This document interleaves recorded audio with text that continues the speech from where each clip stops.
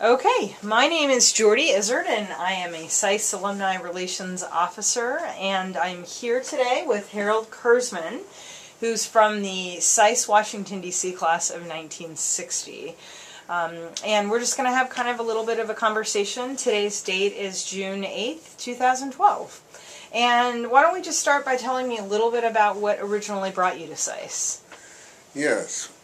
Well, I was a graduate of Haverford College in political science and economics, and I was inspired, even when I was at Haverford, that I would want to particularly concentrate on international relations. And at that time, there was basically a choice between the Fletcher School and Johns Hopkins SAIS. And the best of my recollection is it was so much more interesting and desirable to be in the Washington, D.C. area than somewhat up in New England, that was the main motivator for choosing as between the two. There are a lot more choices today, but that was so that's what brought me to SAIS. And also I liked the sort of three-part curriculum where you had a language requirement, a area specialization requirement, and a subject matter, if you will, requirement. So that worked for me. That's great. And let's go to when you were at SAIS for a couple of years, and tell us kind of a few memories you remember of being there. Well, first of all, at that time, the school was quite small, a couple of hundred students, and it was in an old red brick building on Florida Avenue. So because we were a small student body, we really developed, fairly close relationship, and there was a lot of interaction out of the classroom. And also I remember living up on Wyoming Street with other students. One was Masood Ghaznavi. Of course, another feature was the number of international students, but he was a Pakistani originally. And it was just an interesting neighborhood to live in. It was walking distance school, but a very ethnically diverse neighborhood, and right off 18th Street in Wyoming. I forget what you call that neighborhood, but it's up like in Adams Morgan. Adams Morgan, yeah, Adams Morgan. So I remember that, and that I was given an opportunity to do some summer work that was related to international relations, and then was hired as a research assistant on a contract the school had with the USAID to do some teaching, which really was very interesting and introduced me to the USAID program, because we were teaching classes, or I was a research assistant for professors who were teaching officers from the State Department. And that led me to the State Department, where I started my career. And where did you go from there? After 5 years in the State Department in the aid program, which I was all that time in the Africa Bureau, about half that time located here in Washington and traveling to Africa, and about half that time in East Africa, where remarkably I met my wife. And then I decided I wasn't cut out for large organization work and government work, and decided to go into the private sector, into something which would still keep me in the international theater, if you would, but was in a smaller environment.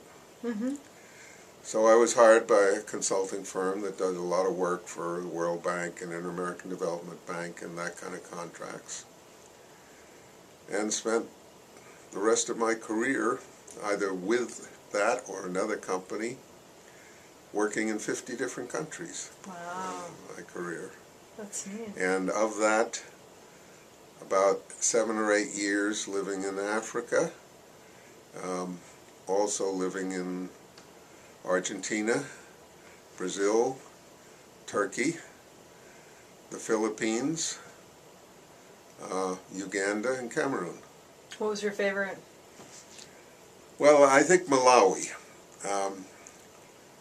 for a couple of reasons. One is that I had an exceptional opportunity as a young Foreign Service officer to have responsibilities that were unusually large, just a coincidence. And second, I met my wife there, who was working under a British contract. And She English then? no, she was from the West Indies, Okay. but resident in England at the time.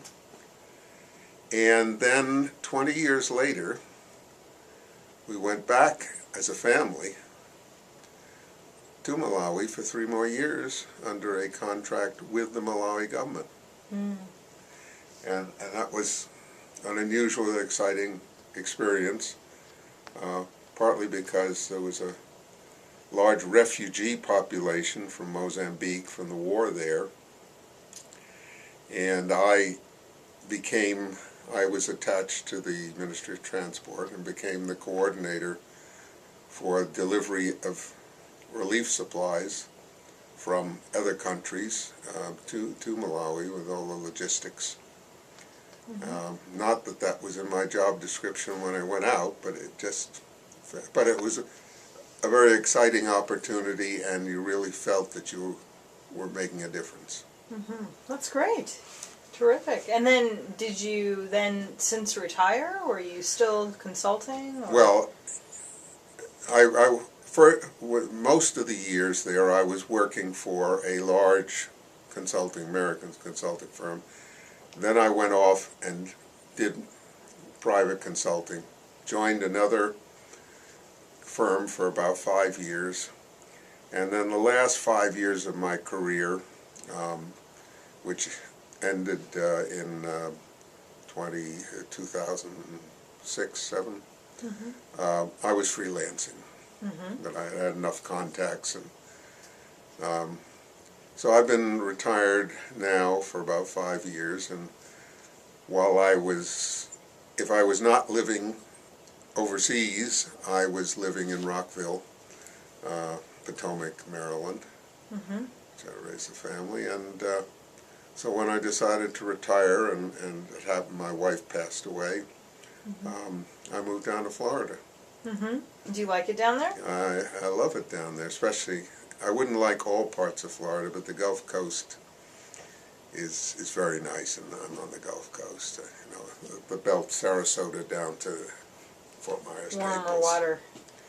Yes, well, it's a whole different scene than Miami, Fort Lauderdale, very different. So.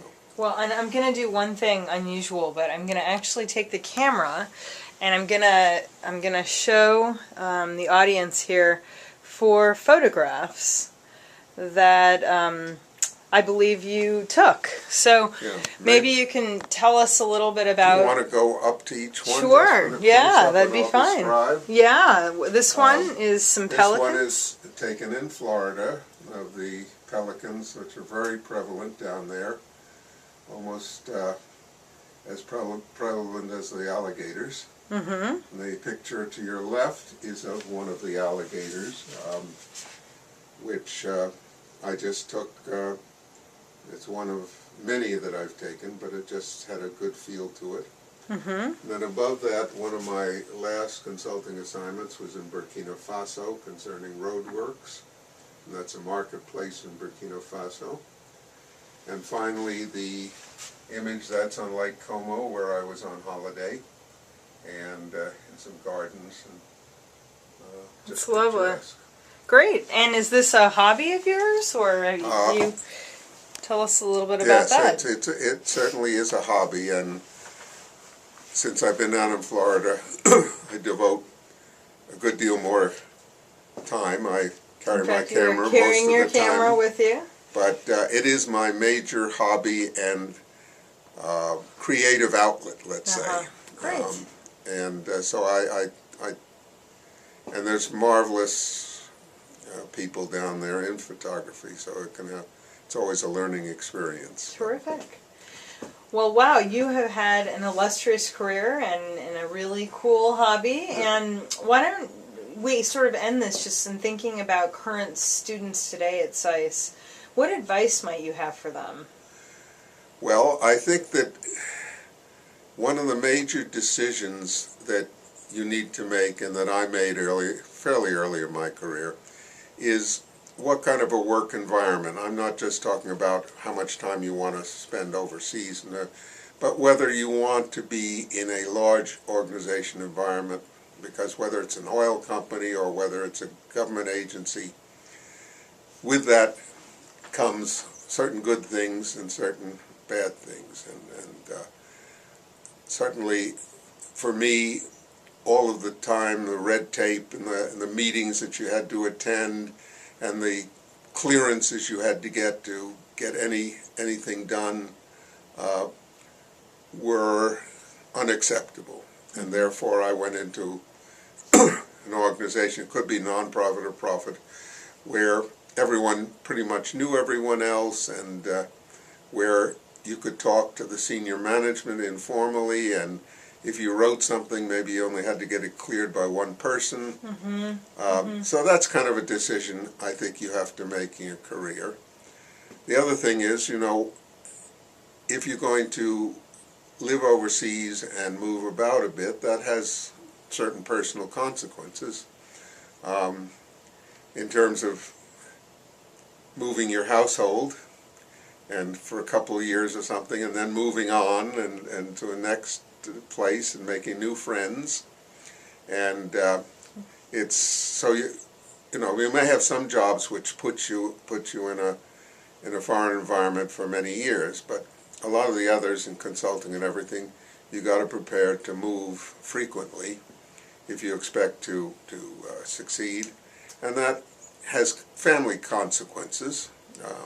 In my case, the kids, it did seem to be quite rewarding up till high school age, and then I felt that I could no longer keep them out of the U.S. school system and without disadvantaging them. But younger children, I think it could be quite beneficial.